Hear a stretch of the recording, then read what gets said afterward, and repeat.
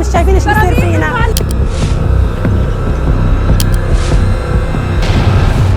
आदाब, नमस्कार, स्वागत है आपका। मैं हूं आपके साथ शफ़ान अंसारी। दोस्तों, ये बात जग जाहिर है कि इजराइल के प्रधानमंत्री बेंजामिन नेतन्याहू ने कसम खा ली है कि वो पूरे गाजा पर कब्जा करने जा रहे हैं। लेकिन अब इजराइल के ही 3 अहम सहयोगी देशों ने उसके सैन्य अभियान को गंभीर रूप से बढ़ाने और इंसानी मदद पर पूरी तरह से रोक लगाने पर एतराज जाहिर कर दिया है। हैरानी की बात तो ये है कि जो देश गाजा पर हो रहे हमलों के खिलाफ खड़े हुए हैं, उनमें से एक भी देश मुस्लिम नहीं है, बल्कि ये देश यूरोप के हैं, जो गाजा में हो रहे हमलों के खिलाफ खड़े होकर इजराइल पर दबाव बनाने की कोशिश में हैं। इन देशों में जर्मनी, फ्रांस जैसे यूरोपीय देश हैं। वहीं जापान ने भी इजराइल के खिलाफ बयान जारी कर दिया है। इसके अलावा ब्रिटेन और न्यूजीलैंड ने भी इजराइल से मांगी है कि गाजा के लिए जाने वाली मदद में किसी भी तरह की रुकावट ना पैदा की जाए। इजराइल के खिलाफ जिन देशों ने बयान जारी किया है, उनमें बाकी देश भी हैं। तकरीबन 22 देश बताए जा रहे हैं। बाकी देशों की बात करें, उनमें Australia, Denmark, Canada, Finland, Estonia, Italy, Ireland, Iceland, Lithuania, Latvia, जापान, नीदरलैंड, न्यूजीलैंड, नॉर्वे, पुर्तगाल और स्लोवेनिया, स्पेन, स्वीडन और ब्रिटेन जैसे देश शामिल है। इन देशों का ये कहना है कि इजराइल के द्वारा गाजा को जाने वाली मदद को रोकने की वजह से वहाँ लोग भूखमरी का शिकार हो रहे हैं।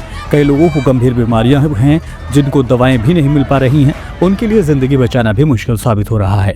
ब्रिटेन, फ्रांस और कनाडा तीनों सहयोगी सरकारों ने सोमवार को एक बयान दिया और उस बयान में कहा गया कि जब तक नेतन्याहू सरकार ऐसी गंभीर कार्रवाइयां करेगी, तब तक हम चुप नहीं बैठेंगे। अगर इजराइल नए सिरे से सैन्य हमलों को नहीं रोकता है और मानवीय सहायता पर अपने बैन को नहीं हटाता है, तो प्रतिक्रियाओं में आगे ठोस कार्रवाई भी की जाएगी। इन देशों ने प्रतिक्रिया के तौर पर इजराइल पर सैंक्शन यानी कि प्रतिबंध लगाने तक की धमकी दे दी है। उन्होंने फौरन युद्ध विराम और 2 स्टेट सॉल्यूशन के लिए अमेरिका, कतर और मिस्र के नेतृत्व वाले प्रयासों का भी समर्थन किया है। यूनाइटेड किंगडम, फ्रांस और कनाडा के कड़े विरोध के बाद बेंजामिन नेतन्याहू ने उन देशों और उनके नेताओं की तीखी आलोचना की है और उन पर 7 अक्टूबर 2023 को हमास के द्वारा नरसंहार हमले को इनाम से नवाजने का इल्जाम लगाया है। सोशल मीडिया प्लेटफॉर्म एक्स पर कड़े अल्फाज में लिखे गए पोस्ट में नेतन्याहू ने कहा है कि हमारी सीमा पर हमास आतंकवादियों को नष्ट करने से पहले इजराइल से हमारे अस्तित्व के लिए रक्षात्मक युद्ध को समाप्त करने के लिए कहकर और फिलिस्तीन राज्य की मांग करके लंदन, ओटावा और पेरिस के नेता 7 अक्टूबर को इजराइल पर नरसंहार हमले के लिए एक बड़ा इनाम दे रहे हैं, जबकि इस तरह के और ज्यादा अत्याचारों को आमंत्रित वो लोग कर रहे हैं।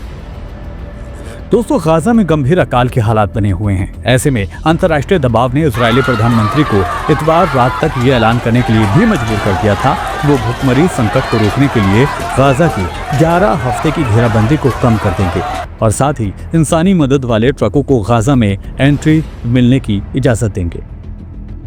गाजा नागरिक सुरक्षा का ये कहना है कि सोमवार को इजरायली हमलों में 91 लोग मारे जा चुके हैं। हमलों में गाजा पट्टी के टूटे फूटे अस्पतालों को भी निशाना बनाया गया, जिससे गाजा के अंदर जंग से मरने वालों की कुल तादाद 53,486 हो गई है, जिनमें से ज्यादा तादाद आम बाशिंदों की ही है। इजरायली सेना ने पूरे मध्य खान यूनिस शहर को युद्ध क्षेत्र घोषित कर दिया है।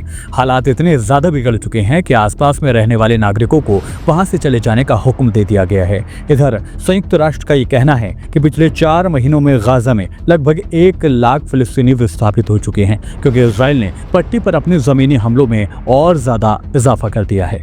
द गार्जियन की रिपोर्ट के अनुसार लगभग 24 घंटे बाद संयुक्त राष्ट्र ने कहा है कि सहायता के लिए 9 ट्रकों को एंट्री की मंजूरी दे दी गई है। ये जंग से पहले गाजा में आने वाली हर दिन की शिपमेंट के 2% से भी कम का हिस्सा है। पहले गाजा में फिलिस्तीनियों को अच्छी तरह से खाना मिला करता था और पट्टी का अपना कृषि क्षेत्र भी था। ऐसे में इन 9 ट्रकों से इसकी 23 लाख की आबादी में से ज्यादातर को प्रभावित करने वाले संकट पर कोई पॉजिटिव असर नहीं पड़ने वाला है। अब आप बताएं कि क्या इन तीनों देशों के या फिर कुल मिलाकर 22 देशों का जो दबाव है, उसका असर कितने लंबे दिनों तक दिखाई देगा या फिर इजराइल जल्दी ही अपनी जिद पर वापस लौट आएगा? क्या लगता है आपको? आप अपनी राय हमें कमेंट के जरिए दे सकते हैं। वीडियो पसंद आए तो वीडियो को लाइक करें, शेयर करें और हमें सपोर्ट करने के लिए हमारे चैनल को सब्सक्राइब करना ना भूलें। फिर होगी मुलाकात। नमस्कार।